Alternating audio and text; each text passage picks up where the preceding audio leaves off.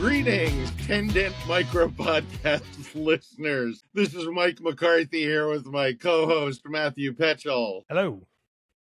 And we've got a super interesting guest. And we have gotten a bunch of requests from you listeners saying, Mike, we love it, short, sweet, etc. But we want to really hear from the working dentists out there. Yeah, we're tired of hearing you guys just talk about nothing. We want to actually talk to people who are doing something. Yeah. So what we did is we went out and we found somebody who's actually doing one something. Who was willing. Actually, I held him captive. I do stuff. Everybody, please welcome from the warm, comfortable climate of Syracuse, New York, Dr. Mike Grossman. Mike, Yes. Thanks so much for being on the show. Welcome. Thank you guys for having me. I always enjoy our conversations, Mike, and I'm excited to dig into whatever you guys want to know about, whether it's orthodontics in the general practice, marketing, multiple practices, and the state of dentistry today. I'm game for wherever this goes. All right. Well, I'll tell you what. Let's do this. Let's give us just a little, 10, 15 second snapshot of you. Like you, how long you've been practicing, how many practices you have, what you specialize in. Honestly, I'd rather focus on really your listeners and if we can add any value to their lives. But as far as giving me some credibility, I've hard to believe with this space, been in dentistry since 2004. So that's 20 something years. 22 years. I've been practicing at the same practice in Liverpool, New York. And along the way, I'm very entrepreneurial. So I've built up another 4 practices that are run by 10 associates and working on really optimizing those and potentially staying out of the somewhat tenuous DSO game as long as possible. And I'm very passionate about marketing, mentorship, and just always growing, making your future bigger than your past. Why did you get into dentistry? The quick story is I was thinking about med school, possibly being a pediatrician. I love working with kids. And the former girlfriend's mom, whose husband was retiring from medicine, said, forget about medicine, Michael. It's all HMOs and, look into dentistry. It's a very nice, clean profession. And I said, oh, my dentist is always happy. So I followed him around for a day and I said, yeah, I think I'll switch gears. Was your potential future father-in-law Mel Brooks? Because the accent you just did, it was good. Was Mel Brooks. He had a Mel Brooks look for sure. The Princess Bride is what I was getting there. Yeah. So you got into it. It wasn't a family thing. Your dad wasn't a dentist, you wanted to be in medicine and you picked it. And is it what you thought it was going to be? I don't know if I knew what I thought it was going to be. I just knew that the few dentists I followed around while I was in college and realizing that playing guitar for a living was going to not be good for any sort of financial and or health future. Right. It seemed like a really good avenue to be creative, to learn, and I'm a very social person, if you haven't guessed already. And I just saw these dentists and orthodontists just kind of chatting with people and having a good time all day. And I thought I could do it. It seems like everybody we talk to is the business of dentistry. You kind of learn on the job in a way, right? And I think back in the day, in the 50s, 60s, 70s, 80s, whatever, I don't know that dentists were as much as entrepreneurial as they are now. I mean, as we sit here, you're a young guitar playing entrepreneurial dentist who, is kind of hungry and out there doing it. We see more of that now, but I don't think we did back then. And I think it's what's great for dentistry, right? Is the sort of this phase of it where it's ideas are. Yeah, for me, and especially for any, listeners, watchers that are maybe in a funk or just like, what am I going to do with this whole thing? I would just point out that there are just so many avenues. I mean, I learned ortho simply because I like working with kids and my partner GP docs both had been doing comprehensive ortho for decades. And I was allowed to just sit in on cases and learn from their mentorship. And I just became fascinated with it. And I went down that rabbit hole about 20 years ago and I'm never coming out. Surgery, stuff like that. For most docs, they seem to be into the implant thing. It's not mine. I have great docs that work for me that I collaborate with. And I very well adept at treating implant cases, but I just don't love the surgical part. And so I think dentistry is unique in that if you really put your focus to a particular discipline or growth plan, you can execute it in a way that's a lot more difficult if you're, say, a physician in a hospital system. Right. Yeah. And Wild. that's been sort of the last year. Timing is perfect in that, because prior to, 20 years ago, the super GP model really didn't work, right? It didn't exist. It was like, look, I'm going to just do the general dentistry stuff, maybe a couple little things here and there, but I kind of refer everything out. And it's the opposite is where we are over the last 20 years. And I think your point is really interesting, is that, and I think a lot of people assume that implants are part of it, are part of the path, but they don't need to be. You've built 5 locations, and I'm sure you do some implants here and there, but it's not the focus of it, which I think a lot of times people go. So it's the old adage, there's lots of different ways, around the barn on how to be successful. Yeah, there's also a lot of great CE out there that I think what I hear is just so many dentists take all of this clinical CE and they get all excited to go maybe do aligners, maybe go place implants, maybe do sleep apnea, whatever it is, but they expect those patients to just show up in their chair without any team training, without any marketing, internal or external. And then they think, oh, that $80,000 laser looks great in the corner of my office, but it's not really producing anything. And they kind of... It's a coat rack. They victimize themselves because they think, well, it just didn't work for me. But in reality, they didn't really commit to the 80% of what they really needed to do to implement whatever that was. Well, I'm going to chime in with how I met Dr. Mike Grossman. I was at a dental event in Cleveland hosted by OrthoBrain, and the event was at the Rock and Roll Hall of Fame. And I wandered on my own, just needed a break from the networking of things. And there was this guy jamming on a guitar in the corner with a huge group of people from all walks of life around him, and I'm just sitting listening to him play, listening to him sing, and I'm like, oh, this is such a great break from the dentistry. So I went up after and I said, listen, dude, do you have a CD? What's going on? And he goes, I'm a dentist. And I was like, no. I'm like, no. And Mike wound up being one of the keynote speakers for the conference. Mike, we have a lot of younger listeners who listen to us religiously on Spotify. And a question I get all the time is, Mike, show us a doc who's still within our reach, who has done it. What are the forces in dentistry that you're facing? What are the things that keep you up at night when you think about your profession? Well, I'm not sure if this will be the answer you're looking for, but I would definitely consider myself successful by, most common metrics. But behind the scenes, there's a lot of learning and growing that goes on with running multiple practices. And to not go too deep into the rabbit hole, but I've dealt with embezzlement, I've dealt with entitled docs. And so I would say I'm a good visionary and leader, but I'm not a great manager and I'm not great with the details. And so I think that from my perspective, learning and growing and staying the course has been really important. And so it's not all been, champagne and roses for me, but I've persevered through, I think, a lot of stuff that would pretty much either bankrupt or at least really get people jaded. And so coming out of all of that right now with my 10 associates, I finally do have some younger docs. And so really focusing on getting a mentor and getting the support that you need. And then, eventually you got to do it yourself. But there's a lot of really good help and mentors out there, you being one of them, and appreciate you. And it seems like you're now the mentor, right? You kind of over the last 20 years, you did CE, you saw people speak, you read books, you listened to podcasts, you did whatever you did and sort of learned little bits and pieces along the way. And now, is that surprising to you that there's so much the importance of mentorship in this exact situation with the associates and the growing practices?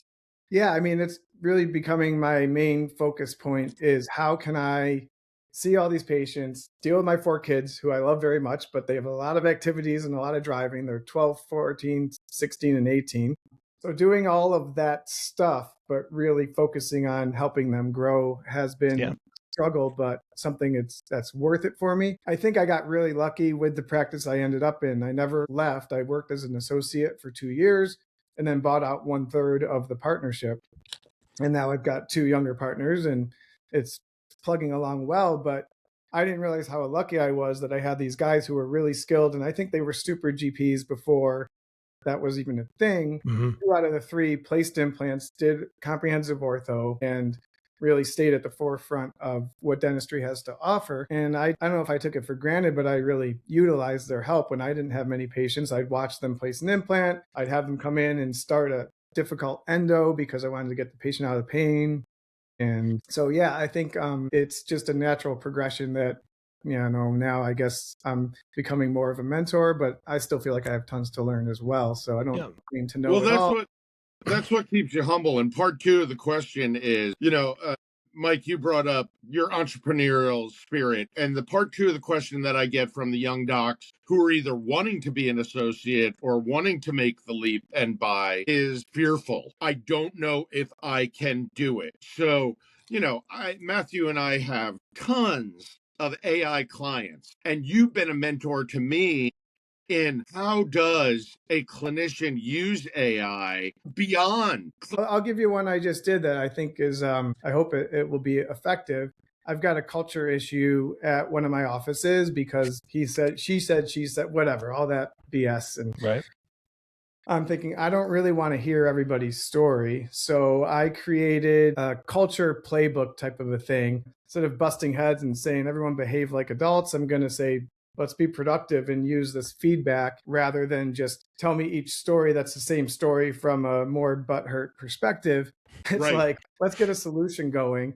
And so I devised a quick tool where you would log in, you click your location, your position, and it asks 6 simple questions that are leading someone to bring up these problems in a more productive manner. And then they click submit. It gives them AI feedback, and then it sends me all of the feedback. And so then tomorrow I'll know what everybody's core issue is, and we can just dive right in without hearing all the stories. So that is just a real-time way. Use of it, because part of your job is, I guess, parent, in this situation, or manager or therapist. There's a lot of learning and a lot of listening. And if you can use AI to sort of fast forward all this, so look, let's get to solving the problem, because that's what doctors want to do, right? They want to solve the problem. I don't want to hear about this stuff. Just tell me what it is quickly, and then let's fix it. It's a shortcut to many solutions versus a solution. And it's funny you say acting like a parent, because there was a practice guy, dentist, who had a program, and he was very big on Dental Town, and he would say, oh, you should treat your staff like your children. I just never liked that. I'd rather treat them like adults and help guide them. And if they're not the right person for the right fit for the position, we'll figure it out and adjust. Right. But yeah, the AI stuff, like, think about it this way. This quick little website, I think back even 2 years ago, would have cost at least $3,000 to $5,000. Sure. Taken 6 months to create. I did it in 10 minutes. Couple of prompts. It's like, it baffles, it blows my mind every time I use it. Most people use ChatGPT like a search engine. Hey, what's this? What's that? And then maybe the next level is help me fine tune this, which, the web search won't necessarily do. But building things, I feel like, is that next level, right? But the alternative is a lot of manual paperwork, or a lot of sitting and listening with people individually. It's a perfect example of a nice time saver. Yeah, there's a million applications. I mean, legal documents, thousands of dollars saved on just revamp this contract per these terms. And then you're spending 5 minutes of legal time letting someone maybe review it if you even need to, versus, Hey, absolutely. And, today's dentists, our GP dentists, are expected to do so much. Clinically, I think everybody's great, sound, but this is a business. And if you could give one piece of advice, Mike, I know your other practices. I mean, one of your practices is called Syracuse Straight Smiles. Yeah. And you yourself are a GP dentist. And I have seen your commercials on TV in the local demographic there. Where did you get the chutzpah or the impetus to overcome the fear of the unknown? Dentists, like all humans, fall on a certain spectrum of risk tolerance. I think that I tend to err on the side of being more risk tolerant than most. So I think really it's not trying to be someone you're not. No matter what, I think in dentistry, you have to label yourself as an entrepreneur, because to me, the definition of entrepreneur is you're basically in charge of your own destiny. financially and professionally. If you're working at UPS, nothing wrong with that, but you're not in charge of your financial destiny to the extent that you get annual raises. If you're a GP working at the busiest DSO, you can still learn procedures to be more productive per hour to gain more financial freedom. And I think as a dentist, you have to know what's really in your heart important to you. If a constant lifetime of growth is important to you, then I would follow that gut instinct no matter what. And I think if all you want is essentially that kind of 9 to 5 feel where you can turn it on, turn it off, you don't think about it, you are really more of a lifestyle or stability entrepreneur, that's totally fine. But know that and then find the right position where you can at least grow intellectually within that framework. But I would really do some soul searching, if that was my advice, to see what's going to get you excited. My kind of focus for 2026 is really follow my energy. I'm just always like, once I'm focused on something, I just keep going. It might be scattered, but I'll keep going with it. But you might be someone who just wants stability and you really want to be the expert in laser gingivectomies or whatever the heck it is. And in that case, yeah, go for it, learn it. Just make sure it's at least giving you some sort of intellectual or financial ROI. Do you remember and I feel like we're going to do another episode here because I feel like we're just kind of scratching the surface. He's so deep. I could do a 10 interview series. We're in the kiddie pool and we're going to go to the lap pool and then we're going to go off the high dive eventually. That's my metaphor. Do you remember the moment it crystallized for you? You went to dental school. You made the decision. Your future father-in-law was Mel Brooks. He gave you the sage wisdom.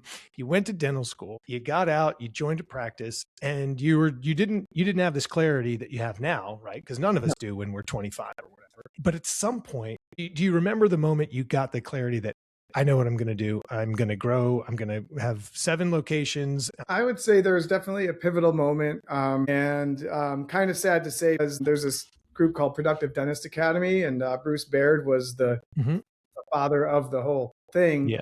And I went and I don't know, it was 08, 09. And at that point, it was really getting around like, oh, these are kind of my people. And I went, right up to Bruce and we became friends and really glommed on to everyone that was doing stuff that sounded really cool compared to what I was kind of starting. And that really was solidified my kind of trajectory. That was it, right? Wow. And he recently passed away, so I'm sure he's looking down and going, all right, another one, He's smiling. Great man. Excellent. What was the song you were playing at the Rock and Roll Hall of Fame that drew Mike in? There were many. Basically, I'll make it as quick as possible. They have like a live band karaoke thing, so you can just pick up a guitar and a songbook. So I just started flipping through songs I kind of knew, and then people from the seminar were coming over to sing, and it was What was your best hit that day? I think Under the Bridge was the most surprising one. That was good. We'll conclude another fine episode. This one, Mike, it was finer. You so much. Finer than most. This one was. I hope the listeners at least got something to think about and go figure out for themselves. Dr. Mike Grossman is faculty at some pretty great CE institutions. He's on the road. We've got some things we're working on together.